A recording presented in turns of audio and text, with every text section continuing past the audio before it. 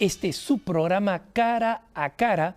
Estamos en EWTN en Birmingham, Alabama. Soy Alejandro Bermúdez y les quiero dar la bienvenida de siempre. No, más cordial todavía que la de siempre a esta nueva edición de su programa. Gracias por estar con nosotros. Gracias por escribirnos a cara@ewtn.com. Les agradecemos por sus preguntas, por sus comentarios. Agradecemos también a los hermanos un poco más masoquistas que no sé por qué ven el programa porque nos envían unas cuantas diatribas. A ellos también muchas gracias por seguirnos y que el Señor los bendiga. Y a aquellas personas que nos piden sus oraciones, como siempre, quiero que sepan que con la pequeñez de alguien que no tiene el acceso a Dios que tienen los santos, de todas maneras las ofrecemos, pero más importante las ponemos en las intenciones de los hermanos del monasterio aquí fundado por la Madre Angélica, donde se dedican a la contemplación y a la oración hombres realmente virtuosos que efectivamente elevan con mucho más fuerza sus intenciones. Así que las recibimos con profunda reverencia, leemos cada una de ellas y aseguramos que el Señor las tenga en su atención y en su misericordia.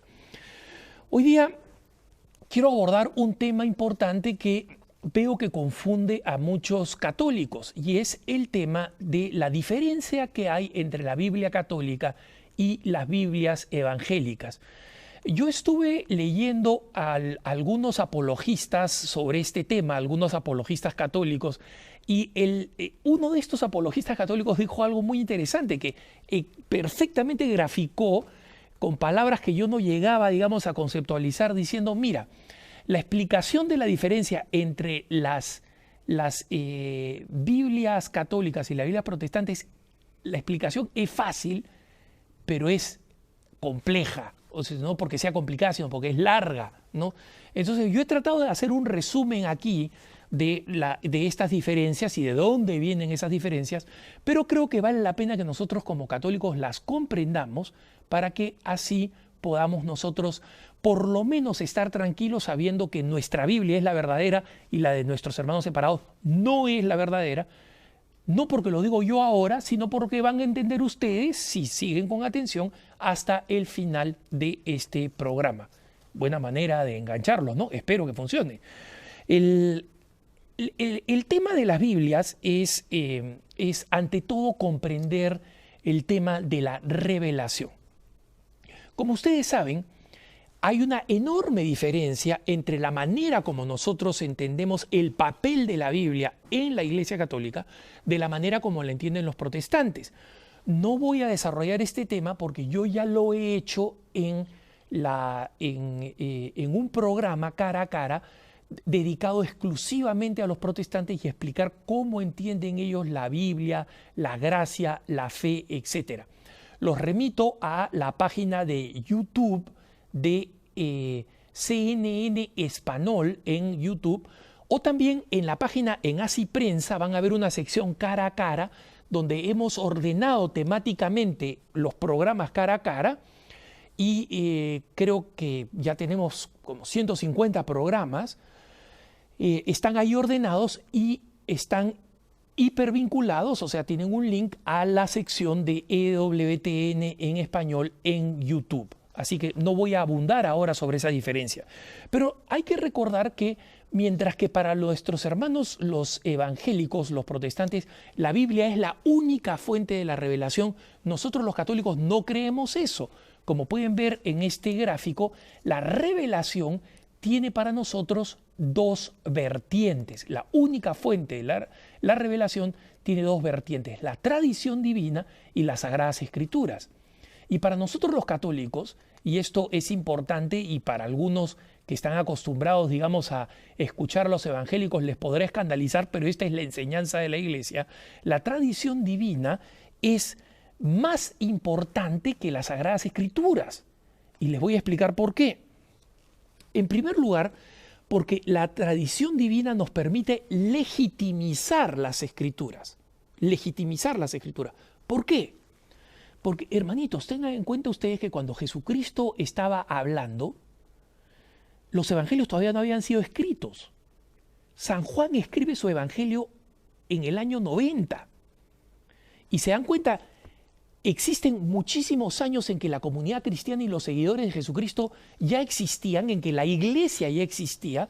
San Pablo nos habla, por ejemplo, en las famosas cartas católicas a Timoteo, Tito y Filemón, de cómo ya estaban organizados los obispos que sean así, los presbíteros que sean así, los diáconos que sean así. O sea, ya había una iglesia organizada y recién estaban recibiendo estas cartas. En consecuencia, ¿quién dice esta es la carta del apóstol San Pablo a los Efesios? Esta es la carta del apóstol San Pablo a los Filipenses.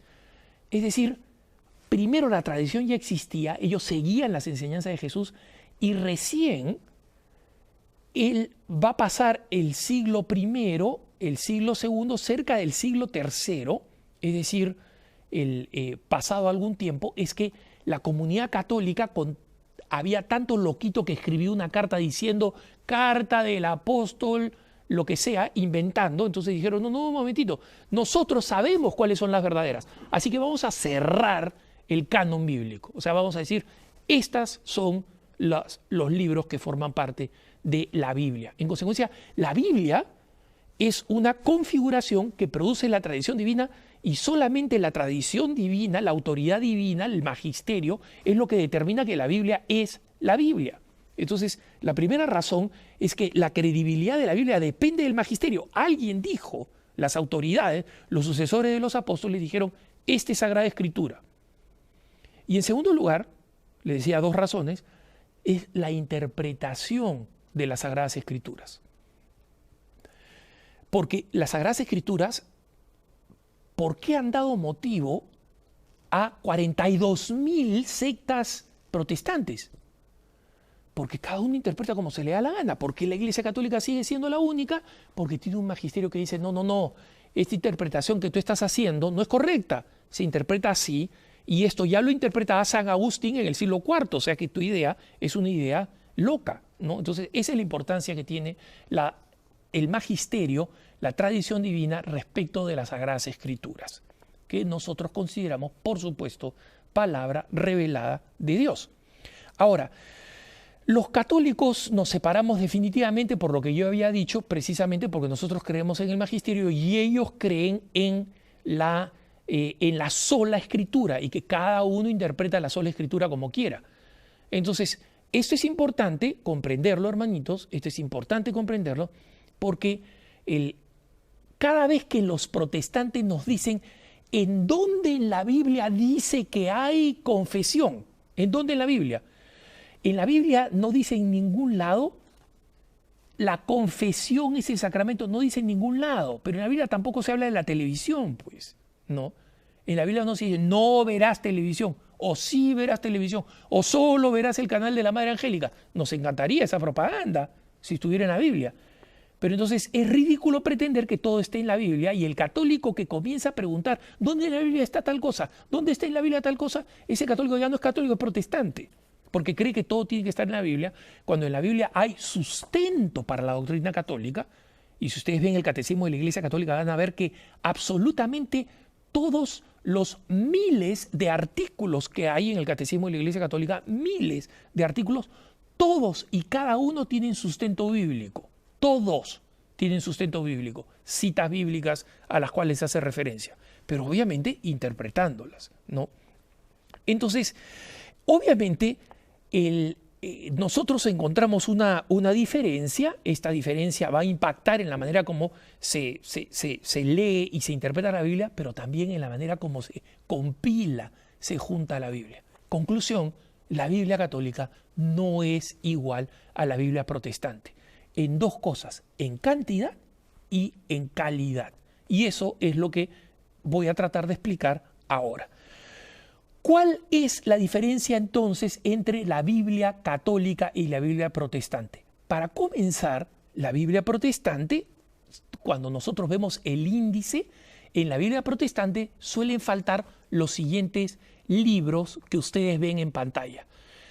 Primera y segunda Macabeos son dos libros, Tobías, Judith, Baruch y el libro de la sabiduría, un libro de una belleza descomunal, y luego el eclesiástico o Sirácides, que no hay que confundir con otro libro de la Biblia, que se llama el Eclesiastés o Coelet, ¿no? El eclesiástico o Sirácides. Y obviamente estos libros que he mencionado, ¿no?, son unos libros que han recibido el nombre de deuterocanónicos. Y aquí hago estas comillitas con mis dedos, ¿no? Yo he visto que los cristianófobos les encanta esta expresión. Por ahí circulan fotos conmigo haciendo los deditos así, así que les doy otra oportunidad para otra fotito. Miren, estoy haciendo con mis deditos así, ¿no? Mis deditos de banano, como dicen mis hermanas, ¿no?, que se burlan de mis dedos deformados. Pero bueno, el asunto es que, entre comillas, con mis dedos o sin mis dedos, ellos llaman deuterocanónicos. Y voy a explicar por qué esto de las comillas más adelante, porque los católicos, muchos de nosotros los católicos los seguimos llamando deuterocanónicos y ese es un nombre errado, como voy a explicar, ¿no? Entonces yo sé que ya aquí no solamente los evangélicos masoquistas que nos miran, sino también nuestros hermanos católicos que nos miran, alguno debe estar parándose en los pelos como deuterocanónico, es incorrecto. Vamos a explicarlo, ¿no? Entonces, ¿cuál es la diferencia? Vamos a explicar la razón de esta diferencia. La diferencia es la siguiente, hermanos. Como yo decía, alrededor del siglo IV, o sea, en el año 300, ya los obispos de la Iglesia Católica, que era la única que existía en esa época, encuentran con que existían estos libros apócrifos, cartas que no se conocían, otras cartas de San Pablo que San Pablo menciona, oye, les he escrito a tales, los menciona en sus cartas que han desaparecido, ¿no? En consecuencia, hay más cartas paulinas, pero esas cartas paulinas no son consideradas como parte del canon, que son inspiradas por el canon, ¿no?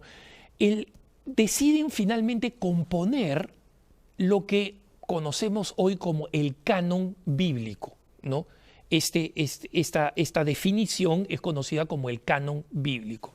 Y este canon bíblico fundamentalmente establece que la Sagrada Escritura tiene 72 libros. Todos los libros del Antiguo Testamento más los 27 del Nuevo Testamento conforman 72. Es decir, no son 72 del Antiguo Testamento. El Antiguo Testamento es 72 menos 27. El número de los libros del Nuevo Testamento, que incluyen las cartas, las más conocidas, pero incluye también Santiago, Judas, Apocalipsis, etcétera, etcétera. Los 4 evangelios, más todas las distintas, Hechos de los Apóstoles y todas las cartas. Entonces, justamente, todo esto es sencillo, claro, la Biblia siempre ha tenido 72 libros, hasta que ya en la época anterior a Lutero, un par de siglos antes de Lutero, recuerden, Lutero es de 1500, ya para 1300, lamentablemente, en términos del Antiguo Testamento, no del Nuevo, pero del Antiguo Testamento, circulaban 2 cánones distintos, 2 textos distintos. Es decir, había un Antiguo Testamento con el que trabajaban la mayoría de los judíos de entonces y había otro Antiguo Testamento. ¿Cuál es el problema que esto creaba para la Iglesia Católica? Nunca, ninguno. La Iglesia Católica ya había establecido su canon en el 300 y tanto, mientras que los que comienzan a rebelarse en contra de la Iglesia Católica, y entre ellos Lutero, comienzan a contemplar, oye, pero hay 2 Antiguos Testamentos, ¿no? ¿Y cuál es el origen de estos 2 Antiguos Testamentos? Explico por qué hay 2 Antiguos Testamentos. El primer canon judío, hay 2 cánones judíos, 2 cánones que compiten, uno con más libros, otro con menos libros. Y si dan cuenta ustedes, en la lista que he presentado, todos los libros que sacan los protestantes o que en la iglesia se llaman, o los que una buena cantidad de católicos llaman deuterocanónicos, ¿no?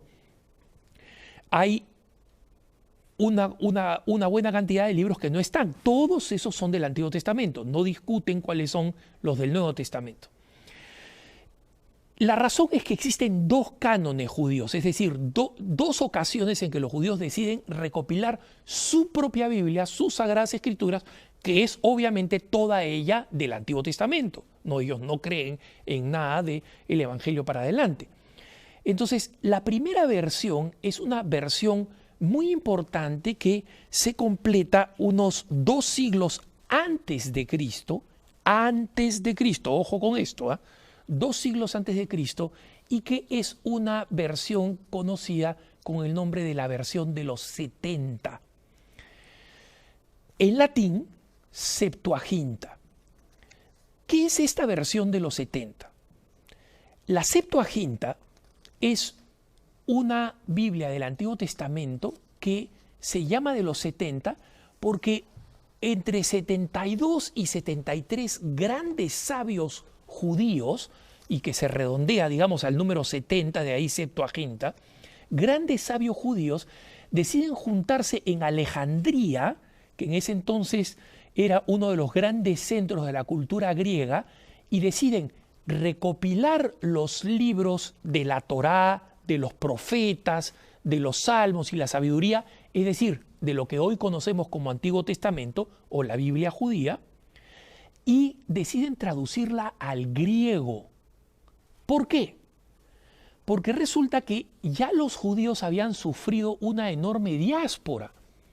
Y estos judíos que habían sido, digamos, invadidos, colonizados por los seleucidas, es decir, por una de las ramas de los griegos, de la cultura griega, ¿no?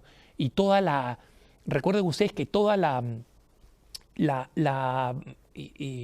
gran batalla de heroicidad de los macabeos no es contra los romanos, es anterior, es contra los griegos, que fueron los primeros invasores en toda la época de Alejandro el Magno, que siguió a la muerte de Alejandro el Magno. Entonces hay una diáspora judía que se ubica en la cuenca, es decir, en todas las ciudades, especialmente en el norte de África, pero también en el sur de Europa y en el Medio Oriente, pero que por la cultura griega dominante hablaban griego y habían perdido el hebreo. Esta comunidad no podía leer la Torá, no podía leer los profetas porque no sabía hebreo.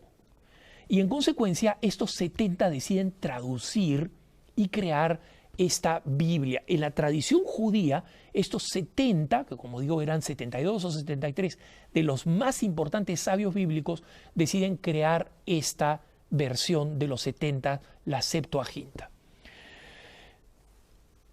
El problema es que esta traducción de los hebreos, que va a ser escrita en griego, ¿no?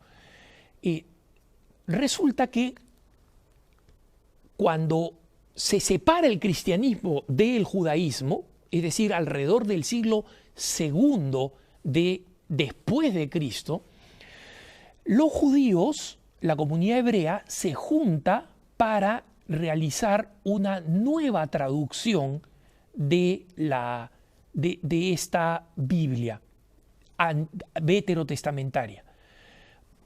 Una de las razones es para distinguirse de los cristianos, porque los cristianos conservaban como Antiguo Testamento esta Biblia de los 70, este Antiguo Testamento de los 70 en griego. Y de allí se realizaban las traducciones al latín, que no era muy difícil.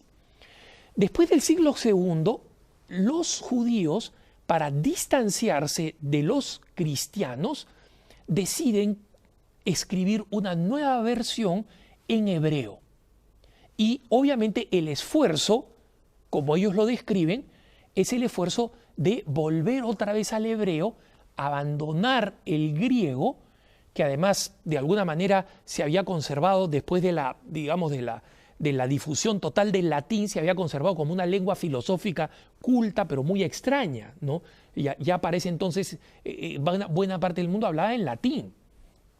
Entonces, ellos deciden que van a retraducirla o, en algún sentido, tratar de recuperarla si es que encuentran manuscritos que sean 400 años anteriores, porque recuerden ustedes, 200 años antes de Cristo, ellos están haciendo esto 200 años después de Cristo. Estamos hablando de 400 años en una época en que los papiros tenían una vida muy corta. O sea que básicamente lo que hacen es retraducir del griego de los 70 al hebreo. Y en esta traducción lo que sucede es que ellos comienzan a llamar la Biblia original, porque efectivamente la primera, cuando se escribieron el Pentateuco, etcétera, se escribió en hebreo, pero esos papiros desaparecieron. En consecuencia, estos textos originalísimos en hebreo, en que estuvieron los salmos cuando se escribieron, etcétera, desaparecieron. Quedó la de los 70, que fue copiada y copiada y copiada, y luego 2 siglos después los judíos hacen una nueva traducción al hebreo. Pero esta traducción, recuerden, no es la anterior, porque esta anterior ha desaparecido, se pulverizó. Entonces lo que hacen es una traducción de los 70. Y allí, en esta traducción, ellos eliminan algunos libros y retocan otros. ¿Por qué? Porque esta traducción al hebreo, que comienza a ser llamada la verdad hebraica, ¿no? La verdad hebraica, y que lamentablemente en esa época muchos católicos comenzaron a llamarle, este es el hebreo original, entre comillas. El lenguaje había sido hebreo, pero esa no era la versión original, era una versión tomada de los 70. No sé si queda claro, ¿no? Esta verdad hebraica, entre comillas, elimina varios libros y luego realiza algunas traducciones en hebreo que son unas traducciones discutibles. ¿Por qué? Porque tiene la intención de hacer apologética, defensa del judaísmo frente al cristianismo. Y esto nos lleva a algunas traducciones de este tipo. Por ejemplo, vamos a ver la versión de los 70 comparada con la verdad hebraica del pasaje de Isaías 7:14. ¿No? En este pasaje, no sé si lo podemos poner en pantalla, acá tenemos la versión de los 70, Isaías 7:14. Recuerden ustedes que es la profecía, y he aquí que una virgen dará a luz un niño y le pondrá por nombre Emanuel. En este pasaje, la versión de los 70 usa la palabra griega partenos, que significa virgen. Mientras que la versión hebrea nueva, ¿no? La llamada, entre comillas, verdad hebraica, utiliza el hebreo alma, que significa doncella. ¿Cuál es la diferencia entre una y otra, hermanitos? No es poca cosa. Mientras que la palabra virgen implica que la persona que da a luz un niño continúa siendo virgen, y en consecuencia es una anticipo, es una profecía del nacimiento virginal de Jesús. La palabra alma dice doncella. Una doncella significa que es virgen solamente porque no ha tenido relaciones, pero que después de la relación y del parto ya no va a ser virgen. Entonces, se dan cuenta, con este pequeño ejemplo de traducción, la verdad hebraica lo que quiere es tirarse abajo la realidad, digamos así, de la Virgen María como la profecía, y dejarlo simplemente, no es una doncella, no tiene nada que ver con la profecía de la Virgen María. No. Entonces, esto es lo que sucede, que la verdad hebraica, que se supone que se comienza a compilar a partir del siglo I o II, esta antigüedad de la verdad hebraica, primero o segundo, después de Cristo, no antes de Cristo. O sea, sin duda la de los 70 es mucho más vieja, por lo menos 300 años. ¿Y por qué digo por lo menos 300 años? La verdad hebraica, los maestros judíos que hicieron la nueva traducción al hebreo reclaman que ya se hizo del siglo I. Pero esto es, desde el punto de vista histórico, no muy creíble, y les explico por qué. Porque buena parte de estos libros de la verdad hebraica, o sea, de la traducción al hebreo, ¿no? Los famosos textos también llamados masoréticos, son textos que no tienen copias sino hasta muy, muy, muy tardías. Hay copias que son del siglo VII, entonces es dudoso que por lo menos se haya completado esta verdad hebraica, esta nueva versión al hebreo, antes del siglo IV o V. Pero vamos a suponer igual que es del siglo I, es decir, 300 años posterior a la de los 70. Volvamos ahora, ¿no? Fast forward, como se dice con los antiguos cassettes, y volvamos otra vez a Lutero. Lutero, después de haber admitido originalmente que la Biblia, de mala gana decía, la Biblia nos viene de la Iglesia romana, porque alguien tuvo que definir la Biblia. ¿Cuáles son los 72 libros de la Biblia? Esa fue la Iglesia católica. Entonces le decía, la Biblia nos viene de la Iglesia romana. No le llamaba católica, le llamaba romana, ¿no? Y ese es un dato también, cuando ustedes vean que se utilizan las siglas ICAR, ¿no? ICAR, Iglesia Católica Romana, ¿no? O ICR, ese es protestante, ¿no? Esa es una persona protestante, porque al ponerle romana quiere decir que nosotros no somos los católicos, nosotros somos los católicos, ¿no? Punto e basta, como dicen los italianos, ¿no? Luego, pero sigamos con esto, dice, después de haber admitido que nos viene de la romana, Lutero hace una lectura de la Biblia y dice, no, acá hay unos libros aumentados, que los católicos han aumentado unos libros. Y como ejemplo toma esta Biblia hebraica, esta verdad hebraica, las toma, ¿no? Y dice, este es el verdadero Antiguo Testamento. Y que nosotros los católicos hemos aumentado la Biblia y utiliza un término para referirse a estos otros textos bíblicos, la palabra apócrifo, del griego apócrifos, que significa sin nombre. En realidad el término apócrifo originalmente significaba un libro escrito por alguien anónimo, ¿no? Ustedes han visto en español cuántas veces existen frases o existen poemas atribuidos a un autor anónimo, ¿no? Incluso se dice que Lazarillo de Tormes, esa famosa obra española del español, es anónima. Pero poco a poco el término apócrifo se va a utilizar para decir de origen no solamente de autor desconocido, sino de origen e intención desconocida y por tanto considerable como no revelada o falsa. Entonces, cuando utiliza el término apócrifo, básicamente Lutero está diciendo, ¿sabes qué? Significa que la Biblia no es una Biblia verdadera, ¿no? Ahora, ¿cuál es el motivo, o por lo menos estos libros no son verdaderos, ¿no? La Biblia es verdadera, pero estos libros no son verdaderos. ¿Cuál es el motivo por el cual Lutero prefiere optar por una versión más antigua, menos antigua, mejor dicho, del Antiguo Testamento, una versión de por lo menos el siglo II por ahí después de Cristo versus la del siglo, la de 2 siglos antes de Cristo?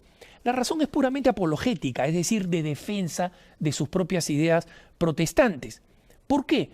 Porque los libros del Antiguo Testamento que Lutero saca son libros que precisamente refuerzan las enseñanzas católicas, ¿no? Los libros como Macabeos, Judith o el Eclesiástico, por ejemplo, tienen pasajes clarísimos que confirman la doctrina católica. Entre ellas, por ejemplo, la doctrina del purgatorio, y que es una doctrina que, como saben ustedes, Lutero rechaza. Pero en el libro de los Macabeos se habla clarísimamente cómo hay que ofrecer ofrendas a Dios por los muertos. ¿Para qué hay que ofrecer ofrendas a Dios por los muertos, ofrecer ofrendas a Dios por los muertos, si los muertos o ya están en el cielo y no necesitan ninguna ofrenda, o están en el infierno y ninguna ofrenda va a servir para nada, ¿no?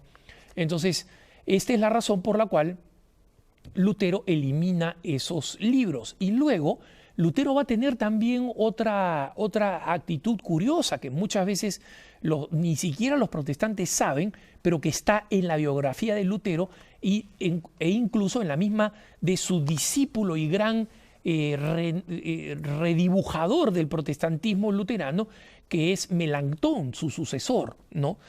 Él explica que Lutero había escogido llamar libros de paja y que tenían un valor secundario a algunos libros del Nuevo Testamento, o sea, a los del Antiguo Testamento, esto de acá los llama apócrifos falsos, y a los del Nuevo Testamento le llama libros de paja a los siguientes libros: la Carta a los Hebreos, Santiago, Judas y Apocalipsis.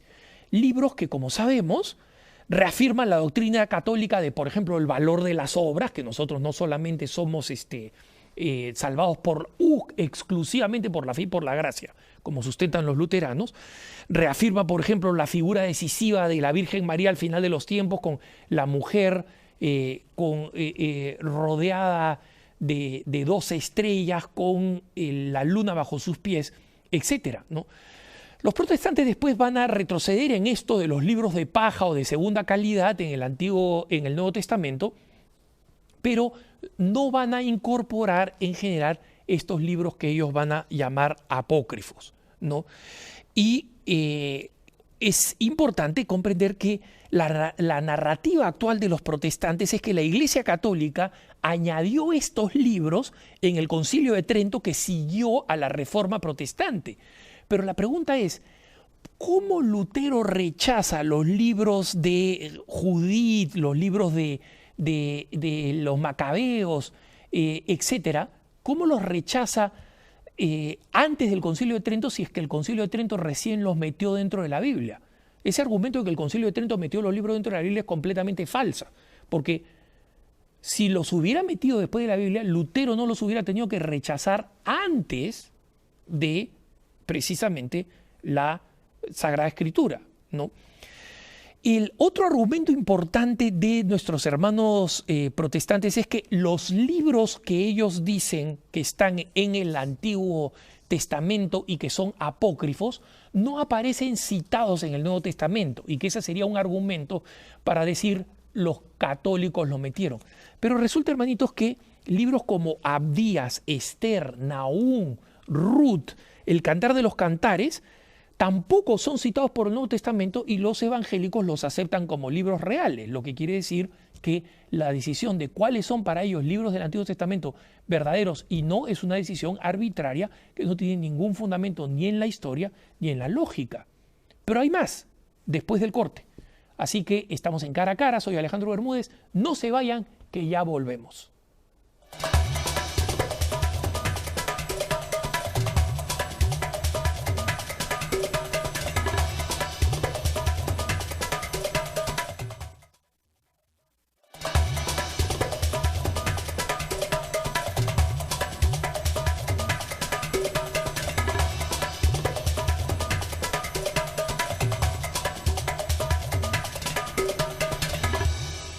Estamos de vuelta, hermanos, con su programa Cara a Cara, y estamos hablando de la diferencia entre la Biblia católica y la Biblia protestante.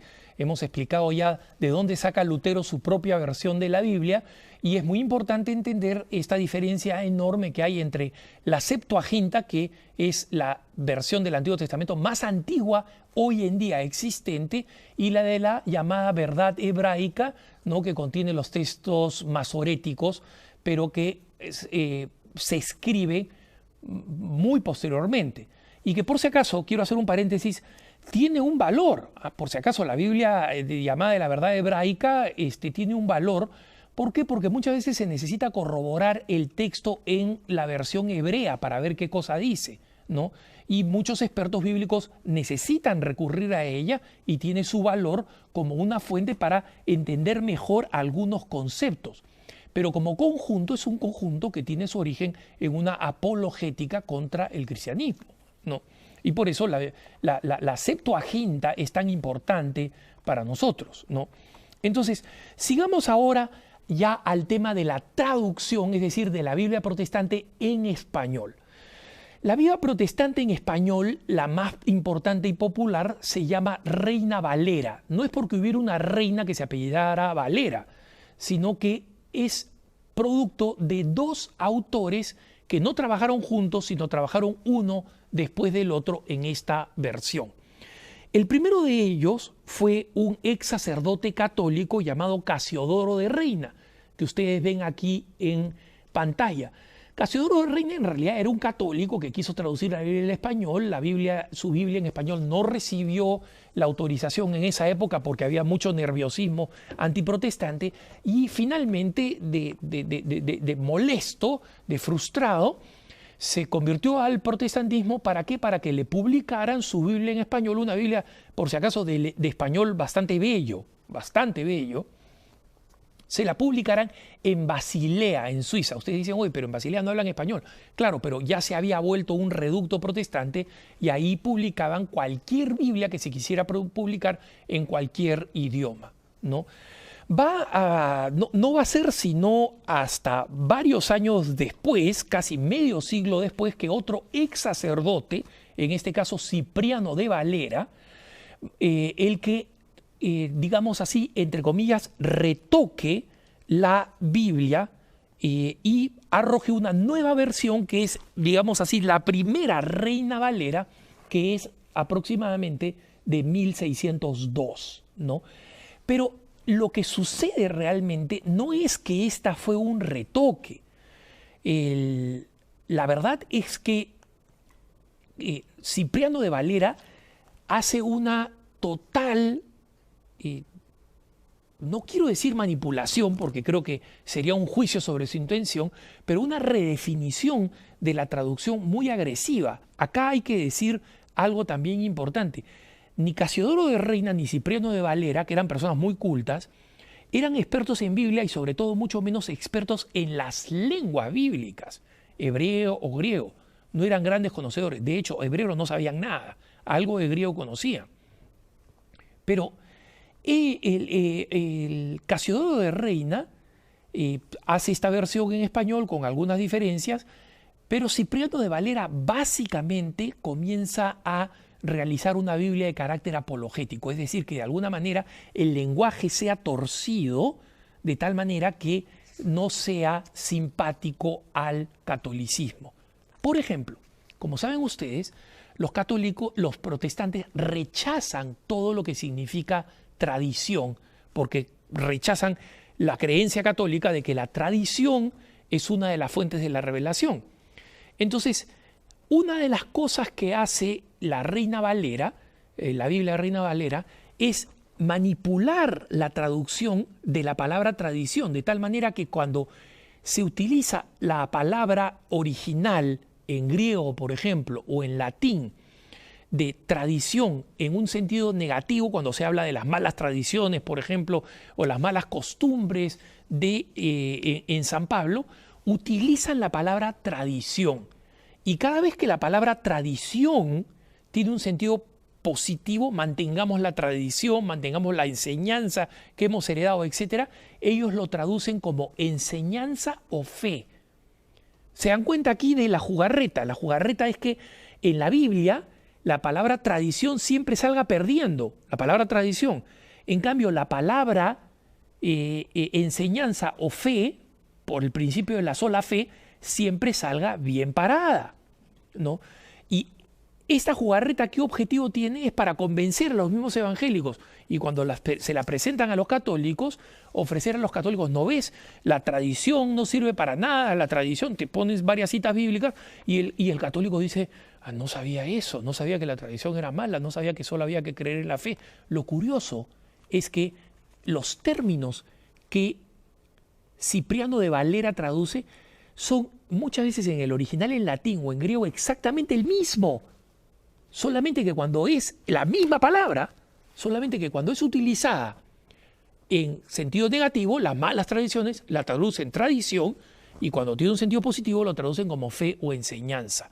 Ese es uno de las grandes ya manipulaciones que presenta nuestros hermanos evangélicos con esta Biblia que se llama, como digo, Reina Valera, porque fue Casiodoro de Reina y Cipriano de Valera, ¿no? Pero justamente esta Biblia, como saben ustedes, Reina Valera ha sufrido o ha pasado por varias actualizaciones, ¿no? Y en estas distintas actualizaciones es difícil no encontrar un esfuerzo cada vez más constante de hacer doctrina a través de la traducción. Cosa que en la Iglesia Católica es inaceptable. Para nosotros la Biblia hay que traducirla tal como es. Les pongo un ejemplo. El gran maestro de la renovación bíblica católica de comienzo del siglo XX, el padre Lagrange, un dominico que no hay que confundir con Garrigou Lagrange, el también dominico, gran maestro de la doctrina tomista. No, ese es un biblista. El biblista que además crea la escuela de estudios bíblicos en Jerusalén, el Biblicum de Jerusalén, dominico. Él entró en algunos problemas con la iglesia porque descubrió que en los textos originales una coma, en la famosa coma joania, ¿no? La coma joanio, no existía, y en consecuencia que había un pasaje del Nuevo Testamento en San Juan que no podía ser utilizado para afirmar la doctrina católica de la Santísima Trinidad. Muchos otros textos la reafirman, es decir, esto no ponía en duda la doctrina de la Santísima Trinidad. Entonces, al comienzo se tomó a mal, pero luego se le dio a él toda la autoridad para crear el Instituto Bíblico. ¿Por qué? Porque los católicos no hacemos doctrina con la Biblia, la traducimos tal cual es y luego con honestidad en la nota a pie de página decimos lo que el magisterio enseña. Pero acá nuestros hermanos evangélicos básicamente tuercen la traducción para que suene a lo que suena, a lo que ellos quieren que suene, ¿no? Es decir, una traducción bíblica en la que se busca favorecer el protestantismo sobre el catolicismo en la traducción. Es curioso, los católicos, los protestantes dicen, no, nosotros no creemos en el magisterio, creemos en la libre interpretación de la Biblia. Si crees en la libre interpretación de la Biblia, ¿por qué manipula la traducción? ¿Por qué manipula la traducción? Y voy a poner un ejemplo concreto, además de lo que ya he explicado. Pasemos a los ejemplos de algunos textos bíblicos en los que nosotros podemos hacer una comparación significativa. Vayamos, por ejemplo, a Lucas 1:28, ¿no? Este es el gran momento de la anunciación. La Reina Valera actualizada de 1989, la versión actualizada de 1989 dice, cuando entró a donde ella estaba, dijo, acá estamos hablando del ángel, ¿no? Te saludo muy favorecida, ¿no? Te saludo muy favorecida, el Señor está contigo. Miren, primero, muy favorecida es una reducción del rango de María que es absolutamente deliberado y vulgar. Hermanitos, en el griego accesible, que es la única versión en la que se encuentra el Evangelio de Lucas original, griego, no hay otra versión, la palabra que se utiliza es quejaritomene. ¿Recuerdan ustedes, en alguna ocasión hemos hablado de la palabra charis, que significa ¿qué? Gracia, ¿no es cierto? Quejaritomene significa llena de gracia en una sola palabra, es decir, no solamente es un adjetivo, es un sustantivo. O sea, el ángel la utiliza para describir a María como si le diera un nuevo nombre. Tú eres la llena de gracia, la quejaritomene. ¿Y qué cosa traduce Reina Valera? Traduce Reina Valera, te saludo muy favorecida, muy favorecida. Te saludo simpaticona, te saludo guapilla. ¿Qué es eso? Es una manipulación descarada. La palabra griega quejaritomene es una palabra extraña, única, y que gira en torno al término gracia. No es una persona muy favorecida, es una persona llena de gracia. Y más curiosamente, esta versión de 1989 de Reina Valera elimina, ustedes vayan a ver esta de 1989, Reina Valera elimina la bendita tú entre las mujeres. Es decir, en la versión original, quejaritomenes ho kyrios metasú. Está en la versión original en griego en Lucas. Y ellos se comen esta bendita tú entre las mujeres. Entonces, acá ya vemos una distorsión de la Biblia, porque alguien puede decir, bueno, se le escapó, pues ya estaba distraído, estaba dormido, le faltó café, entonces, bendita tú entre las mujeres, jo kyrios metasú, se le escapó y dormido puso nada más ya. Pero, hermanitos, traducir quejaritomene, llena de gracia, no hay otra manera de interpretar, traducirlo de esta forma es deseo de corromper la traducción, ¿no? Entonces, es como alguien puede decir, mira, esta persona no sabe suficiente inglés, entonces le dijo pues a este señor, between no more and drink a chair, diciéndole, entre nomás y tome asiento. Bueno, no sabe suficiente inglés, se lo puede justificar, pero aquí no hay eso. Aquí a alguien le está diciendo, es como si nosotros tradujéramos la palabra beautiful para decir piernas largas, o sea, dos cosas que no tienen nada que ver. Y eso es lo que sucede en este pasaje, ¿no? Estas palabras, curiosamente, sí aparecían, o sea, bendita tú entre las mujeres, sí aparecían en las versiones de 1909 y 1960 de la Reina Valera, o sea, la misma Reina Valera. Pero en este incremento de tensiones con los católicos, especialmente en América Latina, comienzan a recortar y a manipular. Eso es hacer doctrina y mala doctrina de la traducción de las Sagradas Escrituras. Vayamos ahora al pasaje famosísimo, ¿no?, de la elección de Pedro, ¿no? Estamos acá hablando de Marcos 16, 18. La Reina Valera de 1989 traduce: tú eres Pedro y sobre esta roca edificaré mi iglesia, ¿no? Por si acaso la versión Reina Valera de 1909 decía piedra, tú eres Pedro y sobre esta piedra edificaré mi iglesia, ¿no? Pero ¿cuál es el argumento protestante para decir que este pasaje no vale para afirmar la autoridad de Pedro? Es porque ellos dicen que el original dice tú es Petrus, ¿no? O sea, tú eres Pedro, et superanc Petram, y sobre esta piedra edificaré mi iglesia.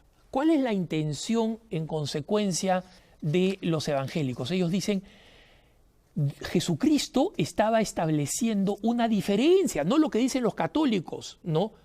Kefas, en el arameo Kefas, esta piedra, y sobre esta Kefas, sobre esta piedra, voy a edificar mi iglesia. Es interesante porque, por ejemplo, en italiano se hace más parecido que en el español. Pietro, pietra, o sea, eres Pedro y sobre esta piedra. Todavía más en francés, la palabra Pierre, Pedro, es también la palabra que se usa para decir piedra, ¿no? Entonces, en general, es claro para nosotros los católicos que está diciendo, tú eres Pedro, ¿no? Bendito tú, hijo de Juan, porque yo te digo, tú eres Pedro y sobre esta piedra edificaré mi iglesia. El argumento de los protestantes es que en realidad es una piedrita y la otra piedra sobre la que estaba hablando Jesús es una roca. La pregunta es, ¿dónde está esa roca? ¿Dónde está esa roca? ¿La roca era él? Él no dice que es una roca. Jesús dice, yo soy la puerta, yo soy el camino, la verdad y la vida. No, este es mi cuerpo. Cuando se refiere a él, lo dice sin ninguna duda. Y los evangélicos están entre la interpretación, entre ellos mismos se pelean. No, la piedra era él. Y otros dicen, no, estaban parados sobre una piedra. Jesús va a ser tan superficial de decir, oye, tú eres Pedro y sobre esta piedra voy a edificar mi iglesia. Así. ¿Y dónde está esa piedra? ¿Dónde está esa iglesia? ¿Esa es la única iglesia? Entonces, es obvio que en esta traducción hay una intención de sesgar, de manipular, ¿no? Voy a agregar aquí simplemente una nota sobre este tema de las traducciones, a diferencia de las Biblias protestantes, de la traducción de los testigos de Jehová hechas por la organización Watchtower o Atalaya, que son los boletincitos que ellos distribuyen, ¿no? La Biblia de los testigos de Jehová es una payasada, lo digo con toda humildad y ustedes dirán, Alejandro, no hables así de la Biblia. No hablo así de la Biblia, hablo de lo que ellos llaman la Biblia. Es una traducción de una manipulación absolutamente desvergonzada. No mencionan al Espíritu que navegaba sobre las aguas en el Génesis, eliminan toda referencia a Jesús para que quede como el Espíritu como una energía, porque recuerden ustedes que nuestros hermanos, los testigos de Jehová, no creen en la divinidad de Jesús. Entonces no son cristianos. Los mismos evangélicos dicen, nuestros hermanos evangélicos protestantes, dicen que ni ellos ni ni nuestros hermanos mormones son cristianos porque no creen en la divinidad de Jesús, niegan que Jesús sea Dios, ¿no? Y lo hacen sistemáticamente. Para poder lograr esto, los testigos de Jehová tienen unas traducciones que son tan aberrantes que los mismos protestantes evangélicos y los católicos coincidimos en que esa no es una Biblia, es un capricho, ¿no? Vamos ahora a este término que yo les había dicho que es demasiado perturbador, que es incorrecto en el fondo. Aunque lo usen, ustedes van a decir, Alejandro, no le puedes decir así, mi profesor de Biblia, que es profesor de Biblia, graduado en donde sea. Miren, aquí yo voy a aplicar la lógica es más poderosa que cualquier enseñanza. Hay un problema con que nosotros utilicemos el término deuterocanónico. ¿Qué cosa es... significa el término deuterocanónico? Significa en griego básicamente posterior, deuteros, posterior al canon, o sea, al canon bíblico. Pero ¿de dónde estos libros que hemos mencionado que los evangélicos no ponen en su Biblia son, entre comillas, deuterocanónicos? Este término viene de un converso del judaísmo al catolicismo, Sixto de Siena, en Italia. Él fue el primero en utilizar el término deuterocanónico y lo utilizó por una cuestión de debate con los judíos. Él era un hebreo converso y entonces, para hacerle entender a los judíos que su verdad hebraica, ¿no?, incluía unos libros que no estaban en su canon, él utilizó el término deuterocanónico para referirse a los que no estaban en el canon hebreo. Pero hermanitos, nosotros pasado el año 300, los católicos ya teníamos una Biblia como la conocemos hoy, con todos esos libros, 1 Macabeos, 2 Macabeos, etcétera, que estaban ya en la Sagrada Escritura, en el canon, y en consecuencia no son posteriores a ningún canon, salvo al canon que hicieron posteriormente los judíos. Entonces, es un error llamar a esos libros, 1 Macabeos, 2 Macabeos, los que he enlistado, ¿no?, Judith, etc. Es un error llamarlos deuterocanónicos porque no son posteriores a ningún canon. Entonces, claro, a la gente le encanta llenarse la boca con el término, claro, los libros deuterocanónicos. Deuterocanónicos significan posteriores al canon, hermanos. ¿Posteriores a qué canon? ¿A qué canon? El canon católico ya los tenía. ¿Cómo podemos llamar deuterocanónicos a un libro, a unos libros que ya existían?